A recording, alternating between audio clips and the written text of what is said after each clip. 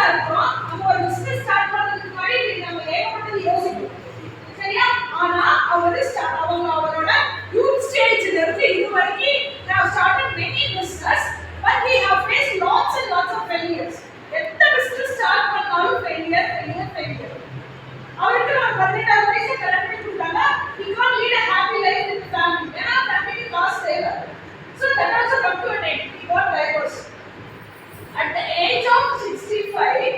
அப்பதான் அவர் உட்கார்ந்து யோசிக்கிறார், என்ன என் லைஃப்ல பிளான் இருக்கு, என்கிட்ட என்ன ஒரு நல்ல விஷயம் இருக்கு அப்படிங்கறத யோசிக்கிறார். that time only he thought that the only one appreciation he got from the Scooty, அதுவும் அவர் பண்ற ஒரு சிக்கன், அதுல என்ன ஃப்ளேவர் போடுறாரு அப்படிங்கறதுல இனிஷியல் ஸ்டேஜ்ல வந்து அவருக்கே தெரியாது.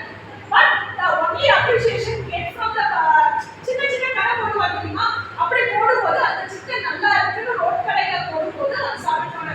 just எப்படி கையெழுதி போடுறதா இருக்கு, like that we start a small business. ஓகேவா? அதுதான் அந்த சிக்கன் தான் இப்போ nowadays we are calling as KFC and it running very fast in all countries. சரியா? இந்த ஸ்டேஜ் ஸ்டடியில நமக்கு KFC what are the problems they are facing? சரியா? first problem, government was criticized for granting permission for multimedia food grains. ஓகேவா? என்ன இப்போ KFC நம்ம சாப்பிடுறோம், நம்மளோட Royal chicken means injected chicken, right? அந்த மருந்து உள்ளுக்குள்ள போயினா அது வந்து நீங்க சில சிக்கன்லாம் பார்த்தோம்னா பபிள் வருது. we want like நாட்டுக்கோழி சிக்கன் தான் we prefer. எல்லாரும் சின்ன குழந்தையில இருந்து எல்லாருமே we prefer broiler chicken, right? so ஏன் இந்த மல்டிகிரெயின் சிக்கன்ஸ் வந்து எல்லாருக்கும் கவர்மெண்ட் வந்து கிரிட்டிசைஸ் பண்ணிக்கிட்டே இருக்கு, நல்லதில்ல ஏன் சொல்லிக்கிட்டே இருக்கு? Nutrition's highlight the high rate of obesity and hypertension, heart diseases and cancer. அதிகமா fried chicken எடுக்கும்போது what are the health issues faced by the public அப்படிங்கிறது சொல்லுங்க. then monosodium granule, அதாவது monosodiumங்கிறது ஒரு chemical product, அது வந்து அந்த சிக்கனை யூஸ் பண்றதுனால தான் frozen chicken கெட்டு போகுது.